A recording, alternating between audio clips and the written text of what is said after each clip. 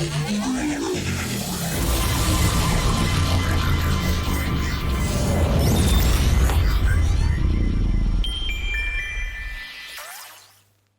warahmatullahi wabarakatuh. Hai Sobat Kubik, kali ini bersama Kak Indah, kita akan membahas soal ekonomi paket 4. Jadi yuk kita bahas soalnya. Langsung masuk di soal nomor 1. Selisih antara biaya total untuk memproduksi 150 unit output dan biaya total untuk memproduksi 149 unit output disebut sebagai. Jadi kita harus tahu biaya total adalah biaya yang dikeluarkan perusahaan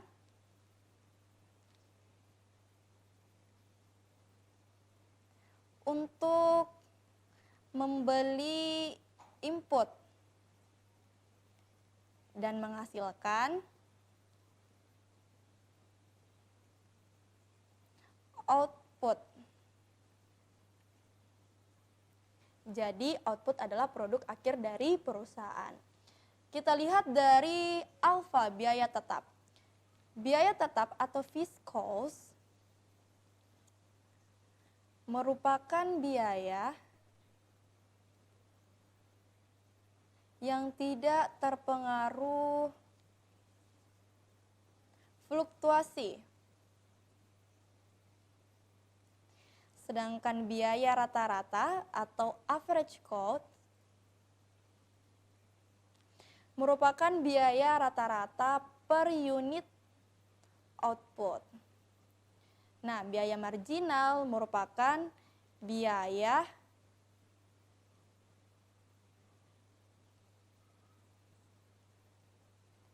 selisih atau biaya tambahan yang dikeluarkan perusahaan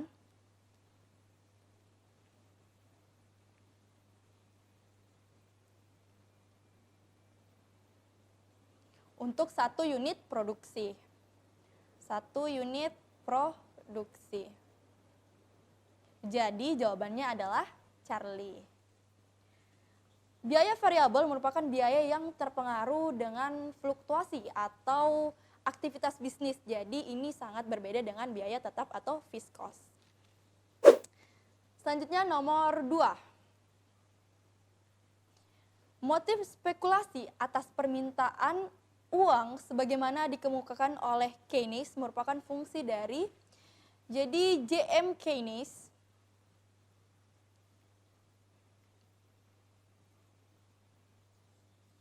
atau John Maynard Keynes merupakan ekonom Inggris yang dimana gagasannya mengubah ekonomi makro baik secara teori dan praktik serta kebijakannya untuk ekonomi dunia. Jadi ada 3 motif yang dikemukakan oleh Keynes. Yang pertama, ada motif transaksi. Kedua,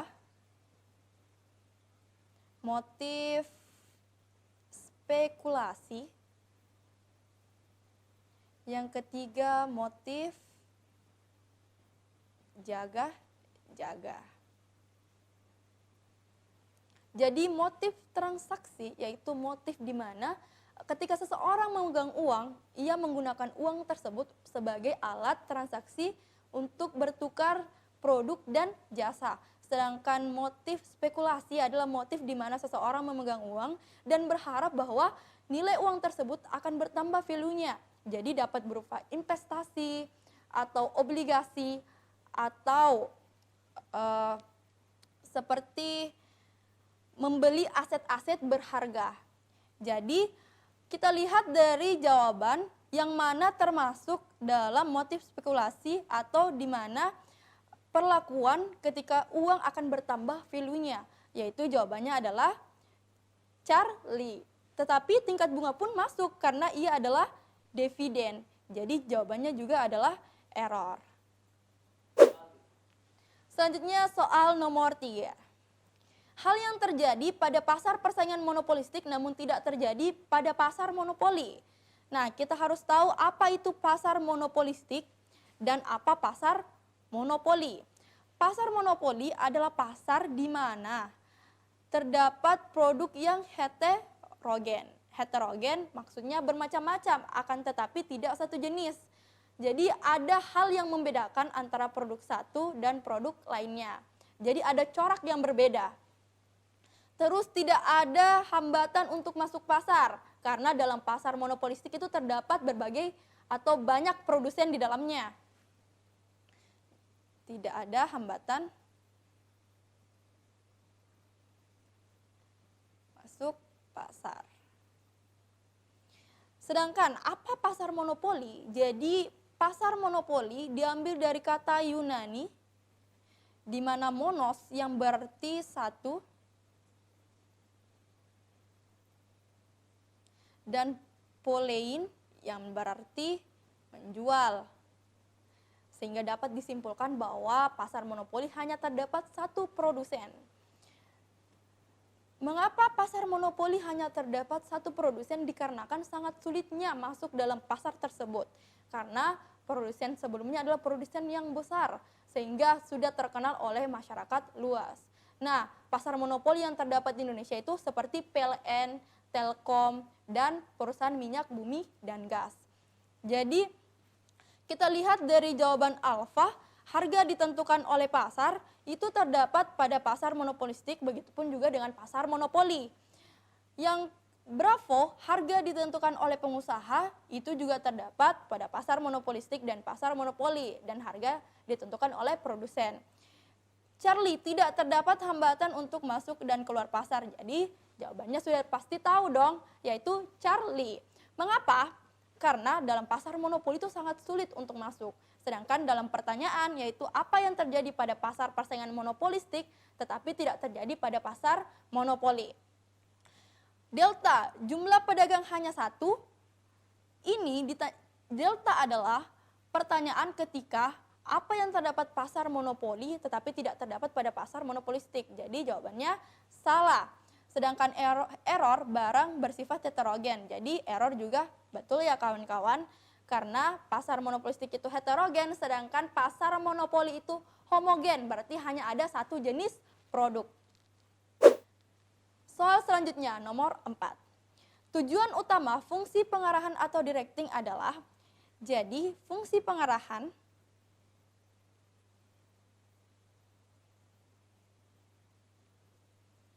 atau directing adalah di mana seseorang diminta untuk melakukan sesuatu. Biasanya dilakukan oleh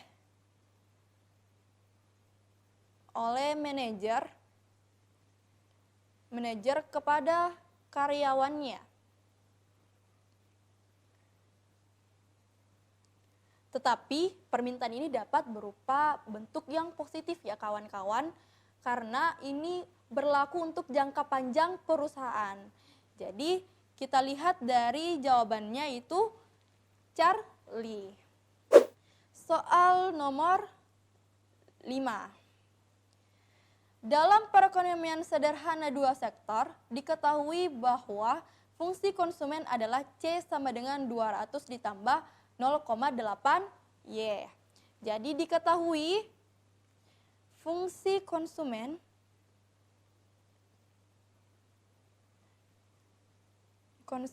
yaitu 200 ditambah 0,8 Y. MPS-nya sama dengan 0,8. Nah, apa sih MPS itu? MPS merupakan marginal propensity to saving. Nah, seperti itu. Nah, di mana sih dapat MPS-nya? MPS dihasilkan dari 1 dikurang MPC. Berarti secara tidak langsung kita sudah tahu bahwa MPC-nya adalah 0,2 untuk mendapatkan 0,8. Nah, bagaimana untuk menentukan multiplier ekonominya? Itu dengan rumus K sama dengan 1 dikurang 1 per 1 dikurang MPC sama dengan 1 per 1 dikurang 0,8, jadi sama dengan 1 per 0,2, jadi jawabannya adalah 5. Nah, kita lihat di mana jawabannya terdapat 5. Jadi, jawabannya adalah delta ya kawan-kawan. Multiplier ekonominya sama dengan 5.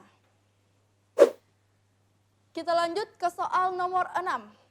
Perusahaan persaingan akan shutdown bila, jadi apa itu shutdown? Shutdown-nya itu di mana bisnisnya atau perusahaan ditutup. Di shutdown point itu adalah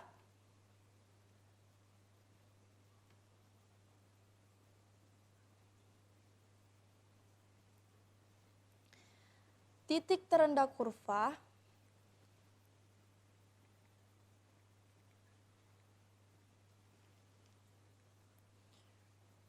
biaya variabel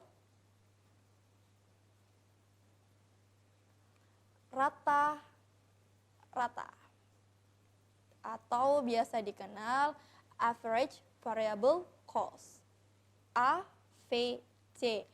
Ketika harga turun, jadi price-nya turun di bawah titik minimal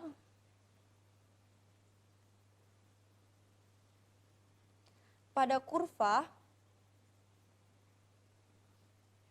jadi total revenue atau TR yang didapat tidak mampu untuk menutupi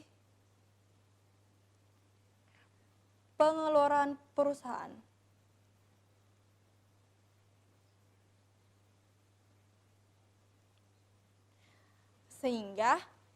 Sehingga perusahaan akan menanggung kerugian yang sangat besar.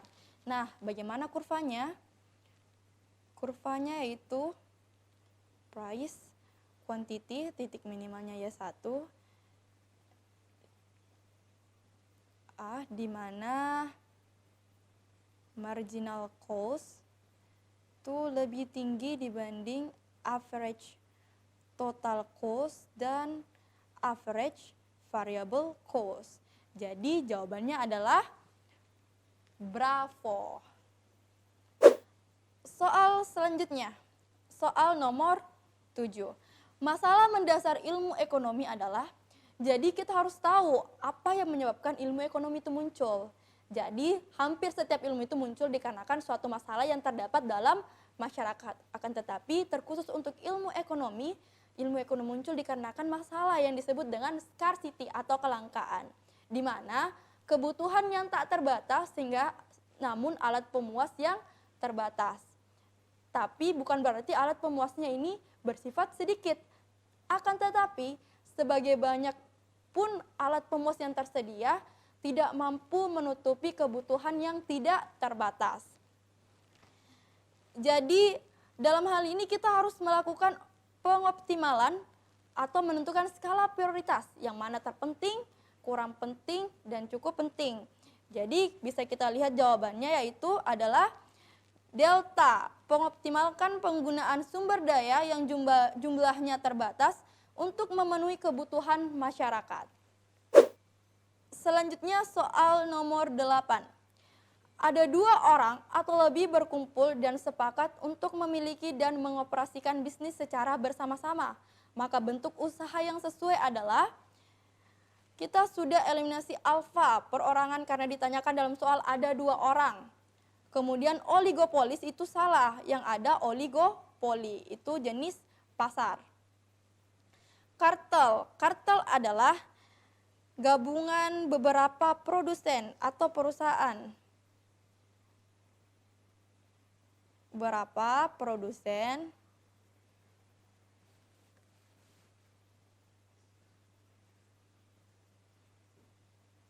atau perusahaan. Sedangkan firma, perserikatan, dagang,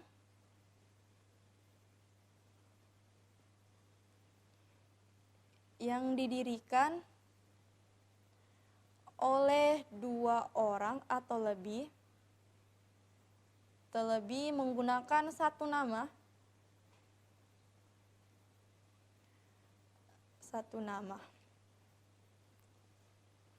yang digunakan bersama.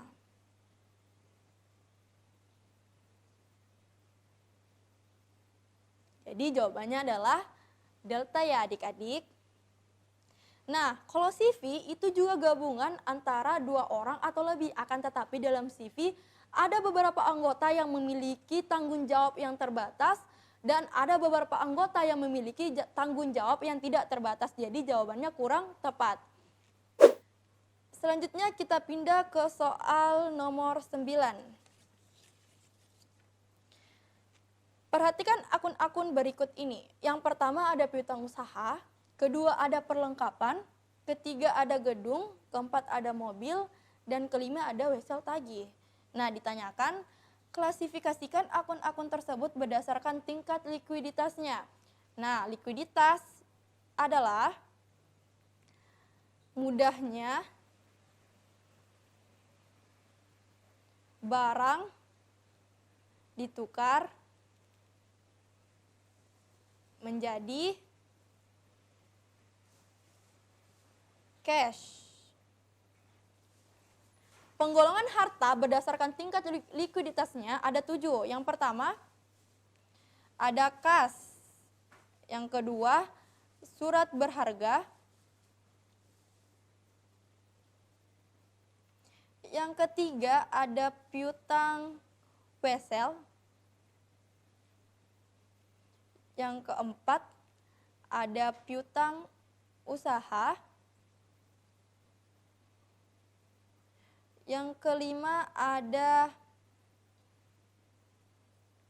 beban dibayar di muka.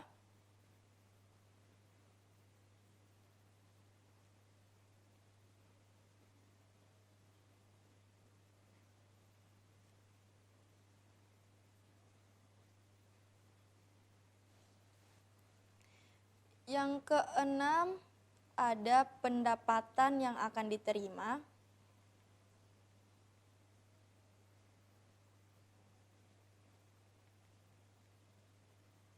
Dan ketujuh ada persediaan. Nah, jadi kita bisa langsung tahu jawabannya adalah 5. 1, 2, 4, dan 3.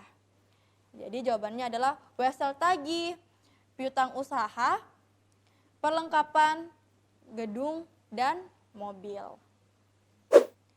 Selanjutnya kita pindah ke soal nomor 10. Sebelum dibukukan di buku besar, biasanya transaksi akan dicatat di. Jadi jawabannya adalah buku jurnal delta. Mengapa? Buku jurnal adalah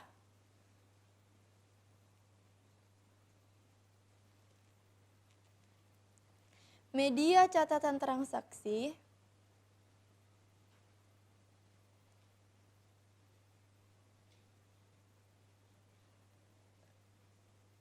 sebelum dimasukkan ke buku besar. Nah, setelah menjurnal, kita masukkan ke buku besar, kemudian membuat neracanya, kemudian membuat jurnal penyusunannya, dan seterusnya itu dalam membuat laporan keuangan. Baiklah adik-adik, langsung saja kita ke soal nomor 11. pengkreditan utang akan pasti berakibat, jadi kita harus tahu utang ini rekeningnya jenis apa. Jadi utang itu kredit, rekeningnya adalah kredit. Jadi bila kredit ditambah kredit, pasti positif, dia bertambah. Sedangkan ketika kredit ditambah debit, hasilnya negatif, berkurang. Karena utang adalah hakikatnya rekening kredit. Jadi pengkreditan utang akan pasti berakibat, yaitu naiknya saldo utang K. Jadi dia adalah alfa karena kredit ditambah kredit hasilnya positif. Nah, bila di sini mengatakan pendebetan utang, pasti akan menurunnya saldo utang karena kredit ditambah debit hasilnya negatif.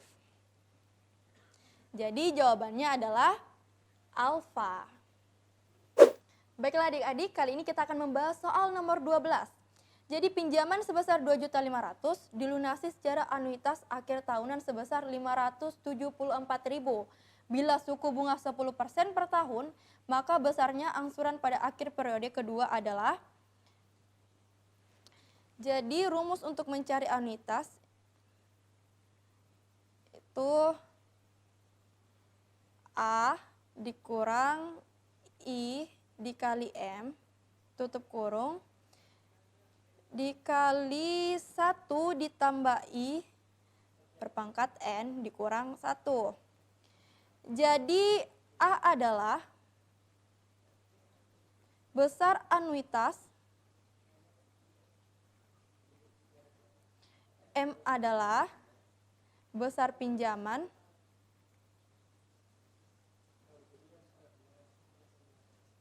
I adalah suku bunga dalam persen, sedangkan N adalah banyaknya anuitas. Jadi besar anuitasnya itu 574.000 dikurang 10% dikali 2.500.000 1 ditambah I 10% berarti dia 0,1 berpangkat 1. Jadi jawabannya adalah 356.400. Jadi jawabannya adalah Charlie. Soal selanjutnya mengenai berikut ini merupakan pelaku ekonomi dalam model arus melingkar kejahatan ekonomi kecuali. Berarti digarisbawahi kata kecuali. Jadi apa itu pelaku ekonomi dalam model arus melingkar atau circular flow? Circular flow adalah aktivitas ekonomi suatu negara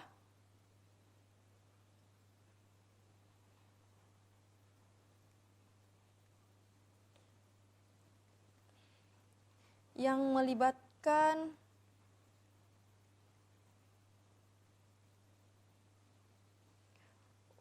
rumah tangga, perusahaan, pemerintah, dan masyarakat luar negeri atau sektor luar negeri. Jadi jawabannya adalah Charlie Pasar. Selanjutnya kita pindah ke soal nomor 14. Kecenderungan menurunnya permintaan suatu barang seiring dengan meningkatnya pendapatan masyarakat merupakan indikasi bahwa barang tersebut merupakan barang inferior. Bravo. Karena mengapa? Ketika pendapatan suatu masyarakat meningkat, berarti taraf hidupnya juga meningkat. Contohnya, ketika masyarakat membeli sandal jepit, akan tetapi ketika pendapatannya meningkat, jadi mereka akan membeli sepatu, seperti itu. Jadi ketika pendapatan masyarakat menurun, berarti permintaan barang inferior semakin bertambah. Jadi jawabannya adalah bravo, inferior. Selanjutnya kita pindah ke soal nomor 15. Pada saat biaya variabel rata-rata sama dengan biaya marginal, maka ketika biaya variabel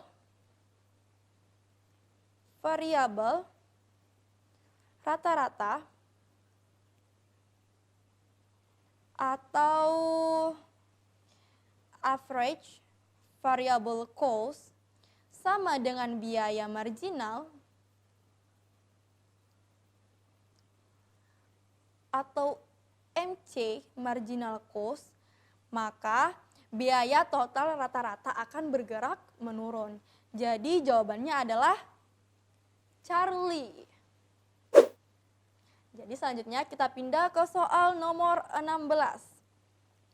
Apabila perekonomian nasional mengalami inflasi, pemerintah dapat mengurangi kelebihan permintaan agregat dengan cara mengurangi belanja pemerintahan dan atau menaikkan pajak.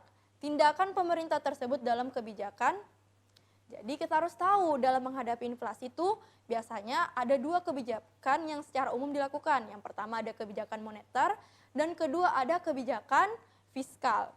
Inflasi adalah naiknya harga secara terus-menerus.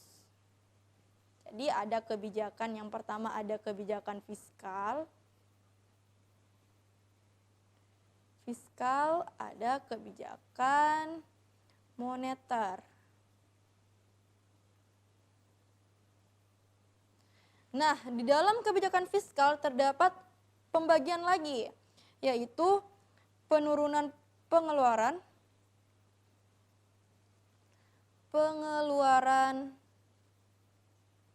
pemerintah,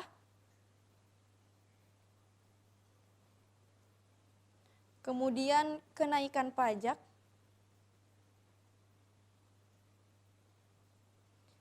selanjutnya peningkatan tabungan.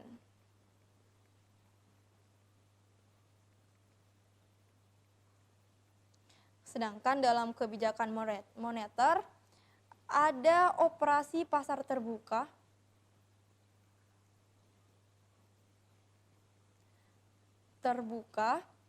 kemudian meningkatkan persyaratan cadangan,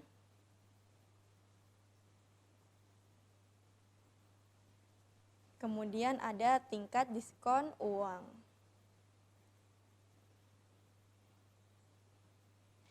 Jadi jawabannya adalah bravo, kebijakan fiskal yaitu penurunan penggunaan dana pemerintah. Jadi jawabannya adalah bravo. Selanjutnya nomor 17. Kegiatan nilai ekspor di atas nilai impor akan mengakibatkan jadi alfa ekspor neto surplus. Jadi berarti bahwa suatu negara merupakan eksportir bersih. Jadi ia bersifat positif. Sedangkan defisit berarti ia bersifat negatif di mana negara menjadi importir. Importir berarti barang-barang luar negeri banyak masuk ke dalam negara tersebut. Sedangkan neraca keuangan surplus yaitu di mana pemasukan negara lebih besar daripada pengeluaran. Jadi jawabannya adalah alfa, ekspor neto surplus, di mana negara menjadi eksportir bersih. Selanjutnya kita pindah ke soal 18, yaitu kegiatan dalam proses yang dilakukan untuk memastikan seluruh rangkaian kegiatan yang telah direncanakan diorganisasikan dan diimplementasikan dapat berjalan sekalipun berbagai perubahan terjadi dalam lingkaran bisnis merupakan kegiatan manajemen fungsi. Jadi perencanaan itu merupakan menyusun rencana dan strategi.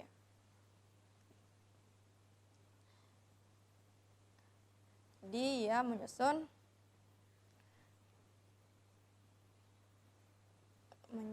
rencana dan strategi untuk mencapai tujuan perusahaan. Kemudian organizing yaitu pembagian tugas. Tugas pada karyawan.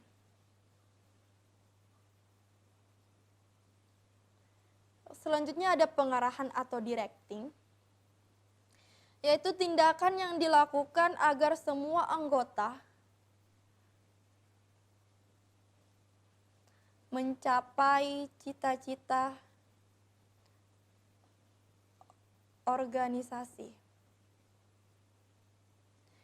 Kemudian ada controlling, yaitu di mana manajemen menilai kinerja para anggota sesuai dengan standar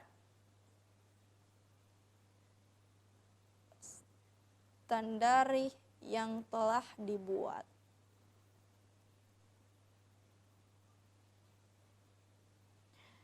Jadi jawabannya adalah error. Kalau misalnya Charlie, pelaksanaan atau actuating itu tidak ada ya dalam fungsi manajemen, itu bukan. Sudah dieliminasi. Selanjutnya kita pindah ke soal 19. Perbedaan antara koperasi primer dan koperasi sekunder terletak pada, jadi perbedaan antara koperasi primer dan koperasi sekunder itu terletak pada keanggotaannya.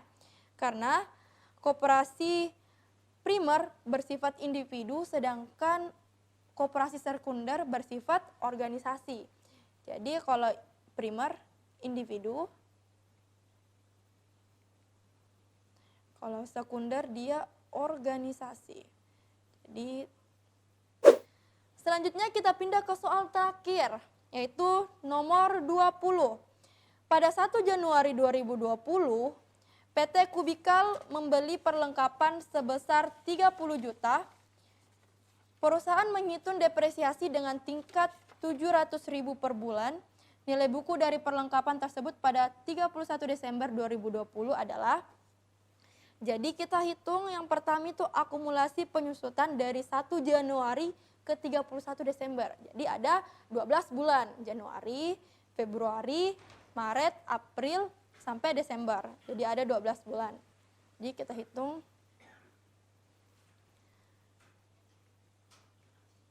akumulasi penyusutan. Itu di mana tadi penyusutannya itu 700.000, berarti 700.000 dikali 12 bulan. Nah, ketika ditanyakan pada tanggal 2 Februari, berarti dihitung dari Februari, berarti ada 11 bulan. Karena ini ditanyakan pada 1 Januari, berarti kita mulai hitung dari bulan Januari, jadi ada 12 bulan, seperti itu. Jadi 700.000 dikali 12 itu 8 juta